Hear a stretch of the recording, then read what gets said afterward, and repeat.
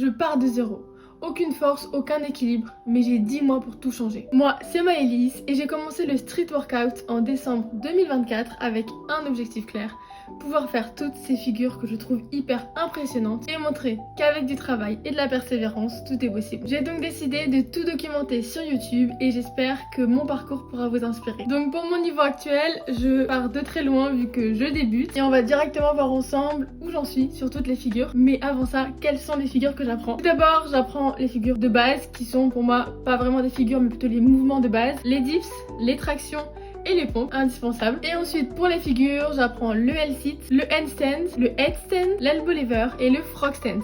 Ça peut paraître beaucoup et en réalité ça fait beaucoup, mais je pense qu'elles sont toutes complémentaires. En réalité, j'ai commencé seulement avec le L-sit et le handstand, mais le handstand, j'y arrivais pas. Je m'y suis vraiment mal prise, ce qui fait que je me suis beaucoup découragée et je suis aussi allée un peu sur d'autres figures. Mais je pense très sincèrement que le frog stand et le headstand peuvent m'aider à vraiment avoir l'équilibre, la force dans les abdos, etc.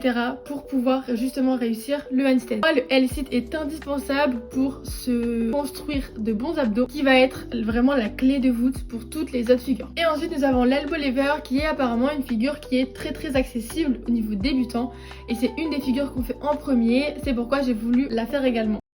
Ok, pour les mouvements de base, on commence par les dips. J'ai jamais testé mon max, mais très clairement, si j'en passe une au poids de corps, à mon avis, c'est vraiment le maximum. Donc voilà, je vous ai mis cette série-là, cette répétition avec l'élastique jaune.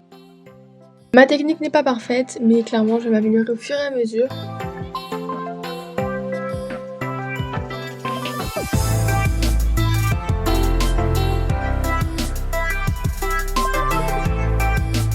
Pour les tractions, clairement, il faut pas cligner des yeux parce qu'une rep, c'est vraiment mon max.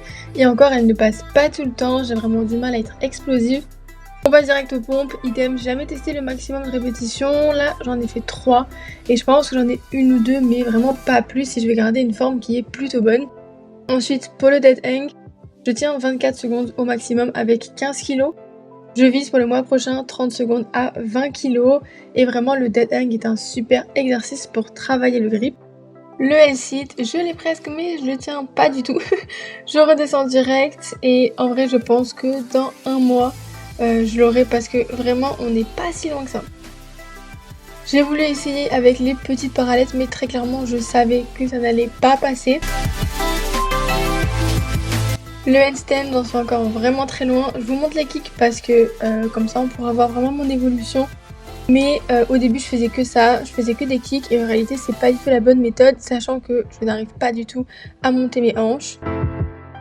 Donc maintenant ce que je fais c'est que je fais des wall walks et c'est clairement beaucoup mieux pour apprendre l'alignement, pour apprendre absolument tout ce qu'il faut pour réussir le handstand.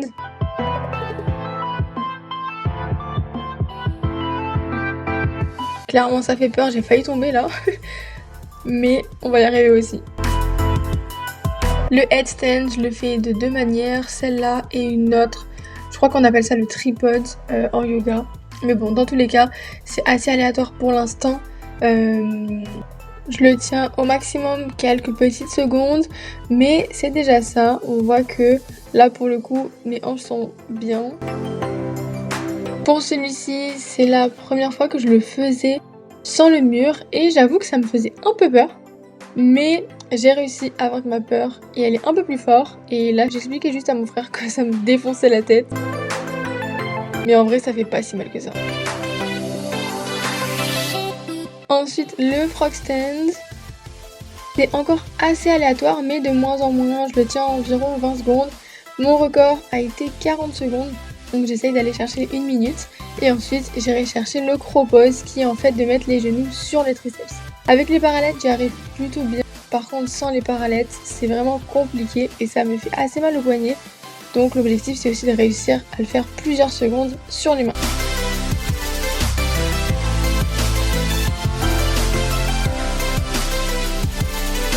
Et enfin, pour l'elbow lever, mon problème, c'est vraiment que je n'arrive pas à monter mes jambes. Donc c'est pas encore ça. J'y arrive un petit peu et surtout j'arrive un petit peu mieux avec les petites parallettes.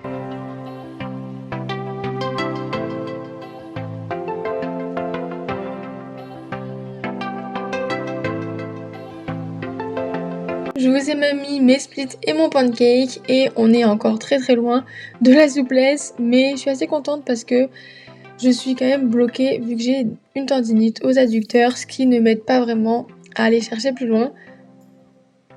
Donc voilà, je suis quand même très contente et un jour je sais que je vais y arriver. Si c'est pas maintenant, on va guérir de cette blessure une bonne fois pour toutes et je vais réussir à faire vraiment et à devenir souple.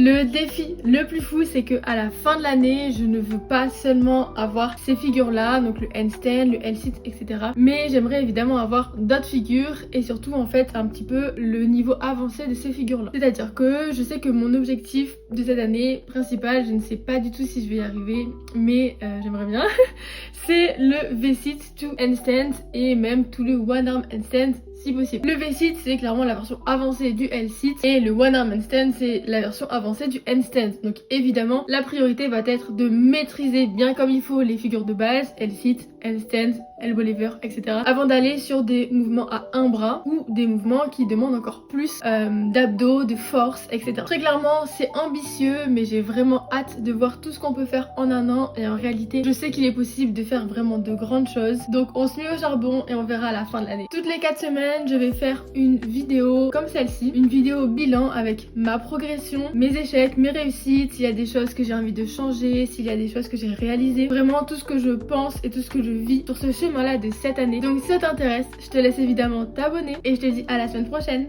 Ciao!